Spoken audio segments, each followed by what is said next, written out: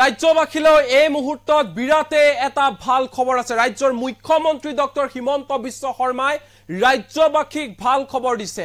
এটা দুটা নহয়, ৰাজ্যবাসীলৈ মুখ্যমন্ত্ৰী ডক্টৰ হিমন্ত বিশ্ব শৰ্মাৰ 25টাকৈ ডাঙৰ ঘোষণা। ৰাজ্যৰ নিবনুৱা যুৱক যুৱতীৰ বাবে ভাল খবৰ দিছে হিমন্ত বিশ্ব শৰ্মাই। ৰাজ্যৰ লাখ লাখ ছাত্ৰীৰ বাবে ভাল খবৰ দিছে হিমন্ত বিশ্ব শৰ্মাই। সমান্তৰালকৈ ৰেচন কাৰ্ড আৰু অৰুণোদয় আঁচনিক লৈও বিৰাতে ভাল খবৰ দিছে হিমন্ত বিশ্ব শৰ্মাই। কি ঘোষণা কৰিছে ৰাজ্যৰ মুখ্যমন্ত্ৰী ডক্টৰ হিমন্ত বিশ্ব শৰ্মাই, কি সিদ্ধান্ত গ্ৰহণ কৰা হৈছে কেবিনেটত, সকলোবোৰ এই মুহূৰ্তত জনাবলৈ চেষ্টা কৰিম এনি টকছৰ দৰ্শকক। এই মুহূৰ্তৰ এই ডাঙৰ খবৰ জনাইছো ৰাজ্যবাসীলৈ মুখ্যমন্ত্ৰী হিমন্ত বিশ্ব শৰ্মাৰ 25টা ডাঙৰ ঘোষণা। ৰাজ্যৰ 6 লাখ লোকক নতুনকৈ যোগান ধৰা হ'ব ৰেচন কাৰ্ড। এই বৃহৎ ঘোষণা কৰিছে হিমন্ত বিশ্ব শৰ্মাই। 2023 চনৰ এপ্ৰিলৰ পূৰ্বে ই শ্ৰম পৰ্টেলত পঞ্জীয়ন কৰা শ্ৰমিকে পাব এই সুবিধা। বিটিআৰ কাৰ্বি আংলং ডিমা হাছাও পৰিষদৰ সচিব নিযুক্তিত কেবিনেটৰ অনুমোদন জনোৱা হৈছে। ৭৪ গৰাকী সচিব নিযুক্তিত অনুমোদন জনাইছে ৰাজ্যিক কেবিনেটে।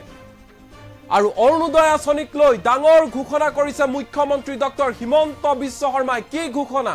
অতি শীঘ্ৰে আৰম্ভ হ'ব ৰাজ্যত অৰুণোদয় 3.0। নতুনকৈ 20 লাখ হিতাধিকাৰীক দিয়া হ'ব অৰুণোদয় আঁচনিয়ে। বৃহৎ ঘোষণা কৰিছে খুদ ৰাজ্যৰ মুখ্যমন্ত্ৰী হিমন্ত বিশ্ব শৰ্মাই। ৰেচন কাৰ্ড আৰু আধাৰ কাৰ্ড নাথাকিলে নাপাব অৰুণোদয় আঁচনিৰ সুবিধা। 48 লাখলৈ বৃদ্ধি পাব অৰুণোদয় হিতাধিকাৰীৰ সংখ্যা। কেৱল ইমানেই নহয়, অৰুণোদয়ক আধাৰ আৰু ৰেচনৰ সৈতে লিংক কৰা হ'ব বুলিও ঘোষণা কৰিছে হিমন্ত বিশ্ব শৰ্মাই। ৰাজ্যৰ লাখ লাখ ছাত্ৰীলৈ ভাল খবৰ দিছে হিমন্ত বিশ্ব শৰ্মা চৰকাৰে। এই ভাল খবৰ কি? অহা 7 আগষ্ট আৰু 8 আগষ্টত বিতৰণ কৰা হ'ব নিযুত মইনা আঁচনিৰ প্ৰপত্ৰ।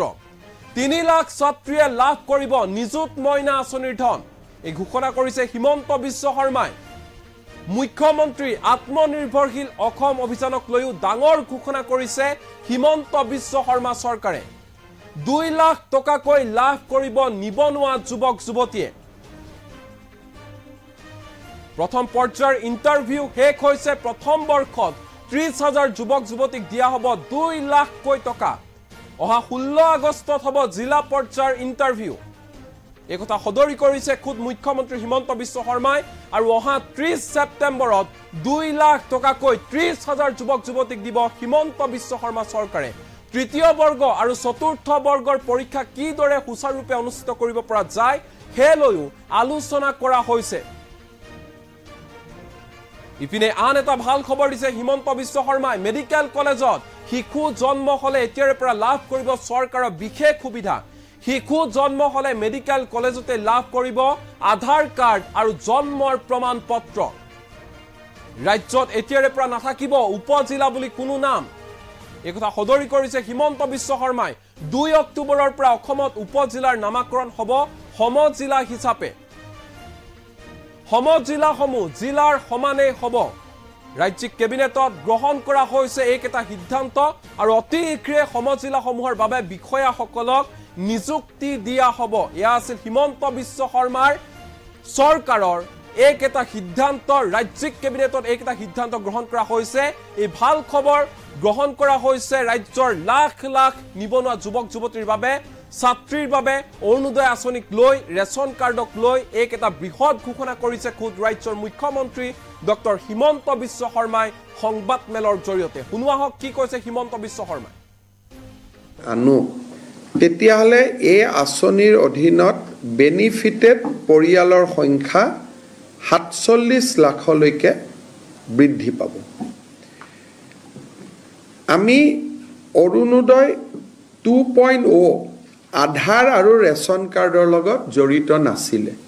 তাৰ কাৰণে মই যোৱাকালি পৰহি যেতিয়া উপায়ুক্তৰ সন্মিলন আৰম্ভ হৈছিল, মই কৈছিলোঁ যে কিছুমান অৰুণোদয় হিতাধিকাৰী অবাঞ্ছিত লোকৰ হাতলৈকেও যোৱাৰ কিছু তথ্য আমাৰ হাতলৈ নিৰ্বাচনৰ সময়ত আহিছিলে। সেইকাৰণে এইবাৰ আমি সিদ্ধান্ত কৰিছোঁ যে অৰুণোদয় আঁচনিটো পাবৰ কাৰণে ৰেচন কাৰ্ড থাকিবই লাগিব আৰু যদি ৰেচন কাৰ্ড কাবাৰ থাকে তেতিয়াহ'লে তাৰ আধাৰো থাকিব লাগিব অৰ্থাৎ Orunodoi will be link with Aadhaar and ration card সেইকাৰণে বৰ্তমানলৈকে পাই থকা অৰুণোদয়ৰ হিতাধিকাৰী আৰু নতুনকৈ 20 লাখ যি হিতাধিকাৰী হ'ব তাৰ কাৰণে এটা নতুন নিৰ্বাচনী প্ৰক্ৰিয়া এটা আৰম্ভ হ'ব অৱশ্যে যেতিয়ালৈকে নতুন বেনিফিচিয়াৰী নিৰ্বাচন নহয় তেতিয়ালৈকে পুৰণা সকলে অৰুণোদয় পাই থাকিব কিন্তু যেতিয়া নতুন হিতাধিকাৰী হ'ব বৰ্তমানে পাই থকা সকলোৱে নাপাবও পাৰে যদি তেওঁলোকৰ ৰেচন কাৰ্ড নাই বা তেওঁলোকৰ আধাৰ নাই তেতিয়া তেওঁলোকে নাপাবও পাৰে অহা ছেপ্টেম্বৰ মাহৰ পৰা আমি অৰুণোদয় হিতাধিকাৰী 0.3 কাৰণে অৰুণোদয় 0.3 এই হিতাধিকাৰী নিৰ্বাচনৰ প্ৰক্ৰিয়াটো আমি আৰম্ভ কৰিম আৰু এই কামটো যাতে খুব সুষমভাৱে কাৰণ অৰুণোদয় হিতাধিকাৰী প্ৰায় ডাবল হৈ যাব আজিতকৈ দুগুণ হৈ যাব আজি 27 লাখ আছে তেতিয়া প্ৰায় 47 লাখ হ'ব ডাবল নহ'ব অকণমান ডাবলতকৈ কম হ'ব গতিকে এইবাৰ যাতে অৰুণোদয় প্ৰত্যেকটো ৰেচন কাৰ্ড থকা পৰিয়াল প্ৰত্যেকটো হয়তো নহ'ব 80% হ'ব ৰেচন কাৰ্ড প্ৰায় 55 লাখৰ আছে আমাৰ অৰুণোদয় 47 লাখ কিন্তু যেহেতু অৰুণোদয়ত ক্ৰাইটেৰিয়া আছে 4খন গাড়ী থাকিলে নাপায় মন্ত্ৰী এমএলএৰ পৰিয়ালে নাপায় পঞ্চায়তৰ পৰিয়ালে নাপায় সেইকাৰণে আমি ভাবিছোঁ যে 47 lakh will be a sufficient number যোগ্যজনক দিবৰ কাৰণে আৰু তাৰ গোটেই নিৰ্বাচনৰ প্ৰক্ৰিয়াটো আমি ছেপ্টেম্বৰ মাহৰ পৰা আৰম্ভ কৰিম তাৰ বিষয়েও জিলা উপায়ুক্তসকলৰ লগত পুংখানুপুংখভাৱে আমি আলোচনা কৰিম এইবাৰ আমি প্ৰথম চৰকাৰ আৰম্ভ হোৱাৰ পিছত আমি চাউল বা ধান কিনা আৰম্ভ কৰিছিলোঁ এইবাৰ চৰকাৰে ধান কিনা আৰু ধানৰ মিলসমূহে ধান কিনা এই গোটেই যদি দুইটা অংক মিলাই দিওঁ এইবাৰ অসমত যথেষ্ট ধান সংগ্ৰহ হৈছে আৰু চৰকাৰে প্ৰায় 3,60,000 মেট্ৰিক টন আমি ধান কিনিছোঁ আৰু প্ৰাইভেট মিল 48টা মিলেও প্ৰায় ইমানেই ধান কিনিছে এইবাৰ অসমত খেতি আৰু ধানৰ খৰিদ যথেষ্ট ভাল হৈছে আমি প্ৰাইভেটৰ ডেটাটো অহাৰ লগে লগে টোটেল ডাটা এটা আমি দিব পাৰিম যোৱা বছৰ আমি সৰিয়হ কিনিছিলোঁ 3,000 মেট্ৰিক টন হয়নে 3,000 মেট্ৰিক টন মই মেট্ৰিক টন হ'বনে অলপমান সংখ্যাটো হয়নে এমটি হয় 3,000 এমটি এইবাৰ আমি 11,000 মেট্ৰিক টন আমি সৰিয়হ কিনিব পাৰিছিলোঁ তাৰমানে এটা বছৰৰ ব্যৱধানতে 8,000 মেট্ৰিক টন 300 টাইমছ আমাৰ সৰিয়হ কিনাটো বাঢ়িছে অহা বছৰ আমি ইয়াক 30,000লৈকে লৈ যাব খুজিছোঁ 30,000 মেট্ৰিক টন এইবাৰ 11,000 11,000 আমি কিনিলোঁ প্ৰথম বছৰত 3,000 পিছৰ বছৰত 11,000 আৰু অহা বছৰ আমি 30,000 মেট্ৰিক টনলৈকে আমি যাব খুজিছোঁ লগত আমি আৰু এটা নতুন এটা আইটেম আমি কিনিব খুজিছোঁ এইটো হৈছে মেজ আপোনালোকে জানে যে অসমত মেজৰ প্ৰডাকশ্যন বহুত বাঢ়ি গৈছে আৰু অসমৰ প্ৰকিউৰমেণ্টত ধান আছিলে সৰিয়হ আছিলে এইবাৰ আমি মেজটো ইনক্লুড কৰিব খুজিছোঁ আৰু তাৰ কাৰণে আমি আৰু এটা নতুন সিদ্ধান্ত লৈছোঁ যে কৃষকসকলে ধানটো যিসকলে নিজে কেন্দ্ৰত আহি দিব সৰিয়হ নিজৰ কেন্দ্ৰত আহি দিব কিন্তু এইবাৰ আমি গাঁৱত নিজে গৈ কিনাৰ কাৰণে এটা নতুন ব্যৱস্থা আৰম্ভ কৰিব খুজিছোঁ কাৰণ কেতিয়াবা এজন কৃষকে পিপিচিত ধানটো লৈ আহিলে তেওঁলোকে কিবা কাৰণত পিপিচিটো বন্ধ থাকিলে ধানটো ঘূৰাই লৈ যাব লাগিলে গতিকে যি কৃষকে আমাক যেটো টোল ফ্ৰী নাম্বাৰ থাকিব টোল ফ্ৰী নাম্বাৰত যেতিয়া ফোন কৰি দিব যে মোৰ গাঁৱত ধান আছে মোৰ গাঁৱত সৰিয়হ আছে আমি গাঁৱত গৈ নিজে আমি ধান আৰু সৰিয়হটো বা মেজটো আমি সংগ্ৰহ কৰি লৈ অহাৰ বাবে চেষ্টা কৰিম আগে পিছে আমি ডিসেম্বৰৰ পৰা ধান কিনো সৰিয়হ আমি মাৰ্চৰ পৰা কিনো এইবাৰ আমি ফেব্ৰুৱাৰীৰ পৰা সৰিয়হ আৰু ধান আমি নৱেম্বৰৰ পৰা কিনিব খুজিছো যাতে আমি আগতীয়াকৈ কৃষকসকলে গম পাই যে আমি ইমান দাম পামেই তেতিয়া তেওঁলোকেও খেতি কৰি ভাল পায় এবাৰ আমি আগতীয়াকৈ ধান কিনাৰ ব্যৱস্থা কৰিব খুজিছো তাৰ বিষয়েও আমাৰ জিলা উপায়ুক্তসকলৰ লগত দীঘলীয়াকৈ আয়ুক্তসকলৰ লগত আমি কথা পাতো আমাৰ কেইবাটাও চৰকাৰী আঁচনি চলি আছে এবাৰ আমি খেল মহাৰণ আকৌ পাতিম সাংস্কৃতিক আমাৰ মহাসংগ্ৰাম এই বছৰ আমি নাপাতো তাৰ পিছৰ বছৰ পাতিম আমি আমাৰ অমৃত বৃক্ষ আন্দোলন অহাকালিৰ পৰা আৰম্ভ হ'ব 15 আগষ্ট বুলি আমি ঠিক কৰিছিলো এতিয়া আমি 20 আগষ্ট কৰিছো যে 20 আগষ্টলৈকে আমি 3 কোটি আমি গছপুলি ৰুম জিলা আয়ুক্তসকলে ক'লে যে 14 15 12 তাৰিখ তেওঁলোক ব্যস্ত হৈ থাকিব লাগে 15 আগষ্টৰ কাৰণে আমি সময়টো 20 আগষ্টলৈকে বঢ়াই দিলো আমি 3 কোটি গছপুলি ৰুৱাৰ যেটো কাম হেতু আমি আয়ুক্তসকলৰ লগত পৰ্যালোচনা কৰিলো যোৱাবাৰ আমি অসমত 12000 শিল্পীৰে সৈতে আমি বিহু সৰুসজাই ষ্টেডিয়ামত আমি আয়োজন কৰিছিলো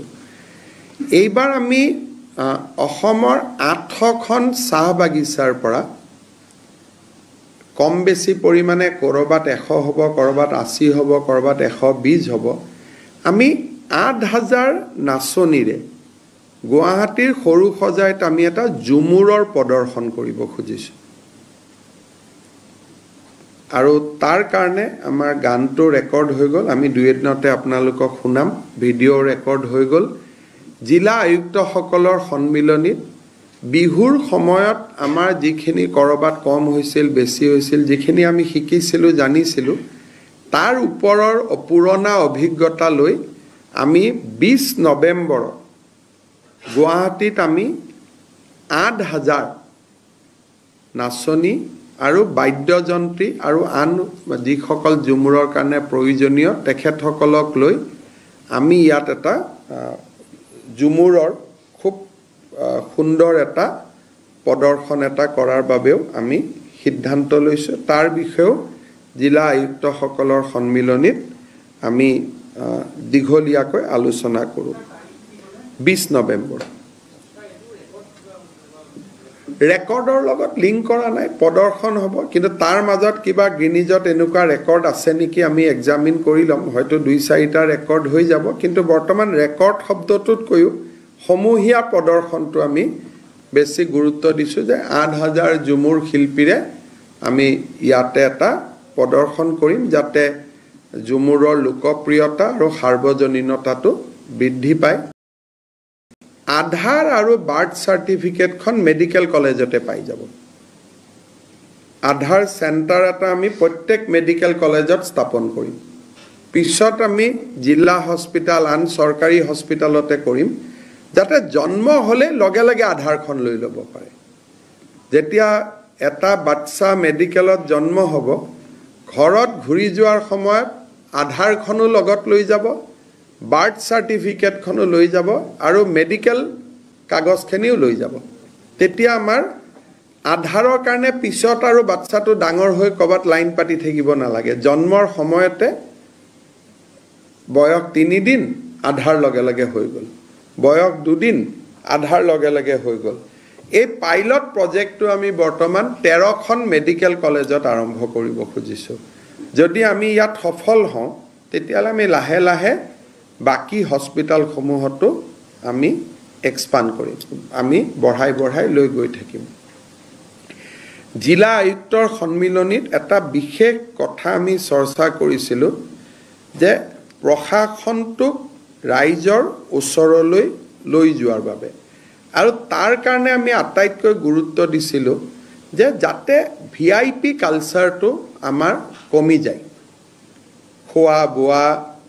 আড়ম্বৰপূৰ্ণ যেটো ব্যৱস্থা সেইবিলাক যাতে লাহে লাহে আমাৰ কমি গৈ থাকিব পাৰে গতিকে এই যেহেতু এই ব্যৱস্থাবিলাক অসমত 30-40 বছৰৰ পৰা চলি আছে, একেদিনাই নোহোৱা হৈ নাযায়, লাহে লাহে যাতে এটা গ্ৰেজুৱেল প্ৰচেছত ইয়াক আমি নোহোৱা কৰিব পাৰোঁ, সেই বিষয়েও আমি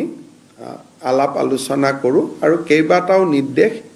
জিলা আয়ুক্তসকলক এই সম্পৰ্কত দিয়া হৈছে।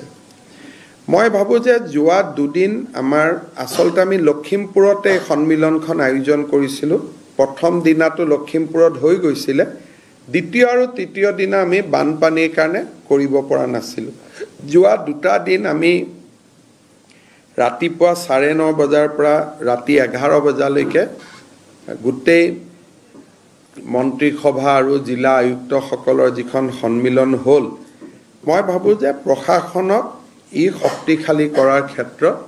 বহুতখিনি সহায়ক হ'ব। আৰু অহা মাহত আমাৰ জিলা আৰক্ষী অধীক্ষকৰ সন্মিলন হ'ব, DFO সকলৰ সন্মিলন হ'ব, দ্বিতীয়সকলৰ সন্মিলন হ'ব, এই ধৰণে জিলা কৃষি বিষয়াসকলৰ সন্মিলন হ'ব, জইণ্ট ডিৰেক্টৰ হেল্থসকলৰ সন্মিলন হ'ব। অৰ্থাৎ আমি যাতে গোটেই কথাবিলাক তললৈকে পাৰ্কুলেট কৰিব পাৰোঁ। জিলা প্ৰজেক্ট ডিৰেক্টৰ DRDA হ'ব। এই ধৰণে প্ৰত্যেকটো ইম্পৰ্টেণ্ট জিলাৰ বা প্ৰত্যেকটো ইম্পৰ্টেণ্ট লাইন ডিপাৰ্টমেণ্টৰো আমি একোখন বৈঠক কৰিম, যাতে জিলা আয়ুক্তসকলৰ লোৱা সিদ্ধান্ত আৰু স্পেচিফিক সেই বিভাগটোৰ বিষয়ত আমি যাতে বিভাগীয় বিষয়াখিনিৰ লগত আলোচনা কৰিব পাৰোঁ। অহা 2 অক্টোবৰৰ পৰা অসমত আমি আগতে উপজিলা নাম দিছিলোঁ, এতিয়া আমি বহুতখিনি আলোচনা কৰি আমি নামটো দিলোঁ সমজিলা, কাৰণ ই জিলাৰ সমানেই হ'ব। সেইকাৰণে আমি যিটো প্ৰথম আমি উপজিলা বুলি নামাকৰণ কৰিছিলোঁ, এতিয়া মহকুমা তথা সমজিলা, মানে ইকুইভেলেণ্ট টু ডিষ্ট্ৰিক্ট। আমি এই যিটো নতুন প্ৰশাসনীয় গোট, ইয়াক আমি 2 অক্টোবৰৰ পৰা আৰম্ভ কৰিম। প্ৰথমতে ৰেণ্টেড বা আন একমডেশ্যনত আৰম্ভ হ'ব আৰু তাৰ পিছত আমি ইয়াক এটা পাৰ্মানেণ্ট ষ্ট্ৰাকচাৰ এটাৰো আমি কাম আৰম্ভ কৰিম আৰু অফিচাৰসকলকো আমি নিযুক্তি দিম। ফাইনেলি আমি এটা ভাল পৰামৰ্শ ৰাইজৰ পৰা আহিছে যে যিবিলাক স্কুল এমালগেমেশ্যনৰ কাৰণে বন্ধ হৈ গৈছে, বৰ্তমান পৰিত্যক্ত অৱস্থাত আছে, তাত একোটা গ্ৰাম্য পুথিভঁৰাল স্থাপন কৰিব পাৰি নেকি, ডিজিটেল আৰু ট্ৰেডিশ্যনেল। এই বিষয়েও আমি অলপ ই পৰামৰ্শ হিচাপে আহিছিলে, আমি সিদ্ধান্ত লোৱা নাই, কিন্তু এই বিষয়টো আমি অলপ চিন্তা কৰিব খুজিছোঁ। যেনেকৈ হাইস্কুল এখন আছিলে, এতিয়া এমালগেমেট হৈ গ'ল, প্ৰপাৰ্টিটো এনেই পৰি আছে, তাত আমি এটা ডিজিটেল লাইব্ৰেৰী আৰু ট্ৰেডিশ্যনেল লাইব্ৰেৰী পঢ়া আৰু ইয়াৰ দুইটা অভ্যাস আৰম্ভ হ'ব। এই বিষয়েও আমি অলপ জিলা আয়ুক্তৰ সন্মিলনত পৰামৰ্শ আহিছিলে, আমি এই বিষয়েও চিন্তা চৰ্চা কৰিম। সমজিলা আমাৰ আয়ুক্ত সন্মিলন, এই বিভিন্ন ধৰণৰ আলাপ আলোচনাৰ ফলত মই ভাবোঁ যে আমাৰ অহা কিছুদিনত যিটো ইলেকশ্যনৰ সময়ত জঠৰতা আহিছিল প্ৰশাসনত, তাক আমি দূৰ কৰি আৰু দ্ৰুতগতিত আমি ৰাইজৰ কাম কাজবিলাক কৰি গৈ থাকিব পাৰিম। আপোনালোকে যদি কিবা সুধিব খোজে সুধিব পাৰে।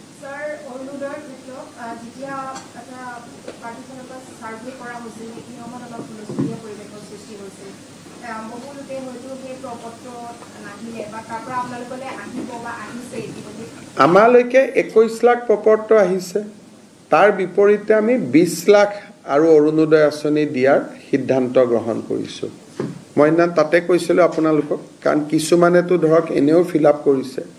কিন্তু এই সময়ছোৱাত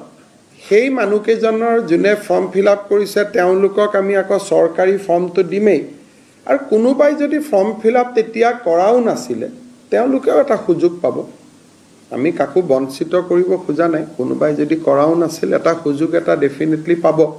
কিন্তু যিখিনিয়ে সমীক্ষাত ক'লে যে আমি পোৱা নাছিলোঁ বুলি, তেওঁলোকে এটা অগ্ৰাধিকাৰ ভিত্তিত তেওঁলোকক বিবেচনা কৰিব কিন্তু পত্ৰত লিখি দিয়া কথাখিনি সত্য হয় নে নহয় আমিতো এক্সামিন কৰা নাই গতিকে আকৌ এবাৰ গোটেই বিষয়টো পুনৰ পৰীক্ষা হৈ নতুন হিতাধিকাৰী বাছুতে আমি যেটো সৰকাৰি ব্যৱস্থা সেইখিনি আমি পালন কৰিম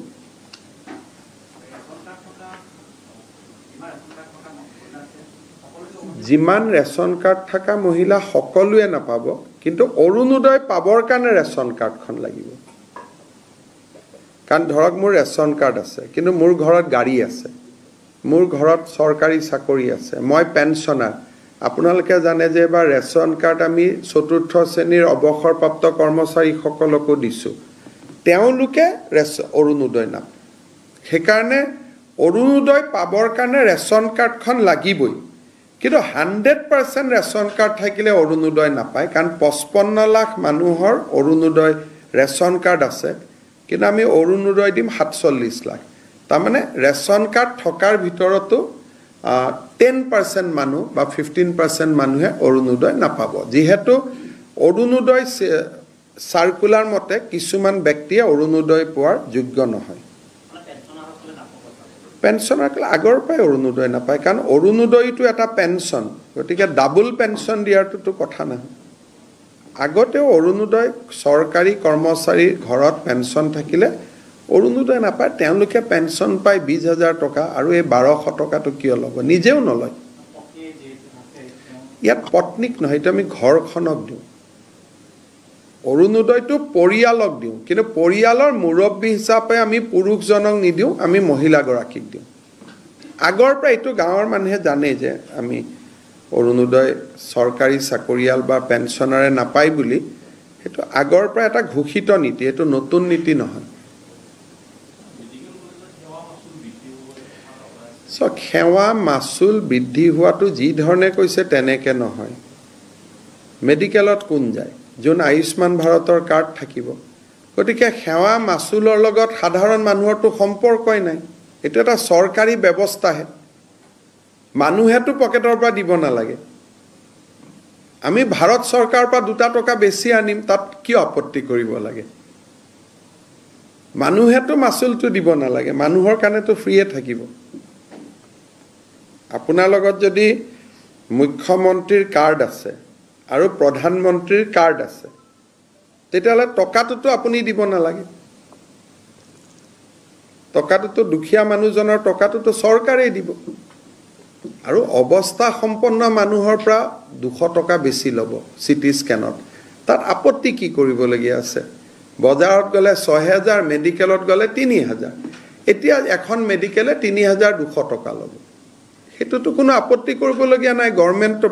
প্ৰাইভেটত কইটো দামটো কমে আৰু আজি 5 বছৰ ধৰি ৰেট কোনেও ৰিভাইজে কৰা নাই বছৰে বছৰে তো কিবা তাটো ৰিভিজন হৈ থাকিব না নহলে মেডিকেলৰ সোসাইটিত যিবিলা কৰ্মচাৰীয়ে কাম কৰে তেওঁলোকে দৰমহা নোপোৱা হৈ যায় গতিকে সব বস্তুৰে দুটা ফাল থাকে প্ৰথম কথা মেডিকেলত যদি মই 100% তো বঢ়াই দিও দুখীয়া মানুহে দিব নালাগে কাৰণ ৰেচন কাৰ্ডখন বা কাৰ্ডখন থাকিলে তেওঁলোকৰ ফ্ৰী আজিখিনি পেইং কেবিনত থাকে তেওঁলোকে দিব গতিকে তাত এটো একেবাৰে মাসুল বৃদ্ধি টাইপ যেটো এটা হুলস্থুল হৈ যায় এটো হুলস্থুল নহয় আজিও মেডিকেলত যাওক কোনেও গুৰুত্বই দিয়া নাই কাৰণ সবে ৰেচন কাৰ্ড দেখুৱাব ফ্ৰী কৰি উলাই গুছি আহিব আৰু 5 লাখ টকালৈকে বছৰি ফ্ৰী পায় সেইকাৰণে ইয়াতে কবাত 20% বঢ়ুৱা মানে কি ব্লাড টেষ্ট আছিল 30 টকা এতিয়া হ'ব 34 টকা 4 টকাহে বাঢ়িব বা 5 টকা বাঢ়িব গতিকে এটো লগত পেইং কেবিনত থকা মানুহখিনি অলপ কষ্ট পাব পাৰে বাকিখিনিটো কোনো কষ্টও নাই আৰু আজিকালি পেইং কেবিনতো ৰেচন কাৰ্ড থকা মানুহ আহি যায়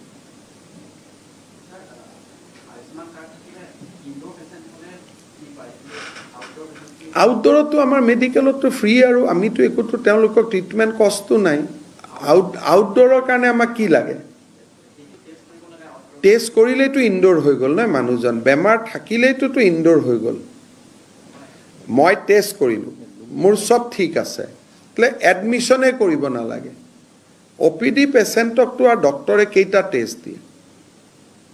OPD পেচেণ্টৰটো টেষ্ট আমি ইমান নকৰোঁ, আমি ইনডোৰহে কৰোঁ। প্ৰাথমিকভাৱে অকণমান যিখিনি বেমাৰী মানুহ সেইখিনিতো ইনডোৰত আহিয়ে যাব নহয়, সিদিনাখনতো ফ্ৰীয়ে হৈ গ'ল। সিদিনাখনৰ পৰা অলপতো কলেজ কেইখনতো চলিব লাগিব না। আপোনালোকে একেবাৰে কলেজৰ ৰেভিনিউ কোনো বস্তু ৰিকভাৰ, এতিয়া অহা কালিৰ পৰাতো নাৰ্ছিং হোমবিলাকত আয়ুষ্মান ভাৰত নচলেও, খালি হাৰ্ট চাৰ্জাৰী ইয়াতো ফ্ৰী তাতো ফ্ৰী।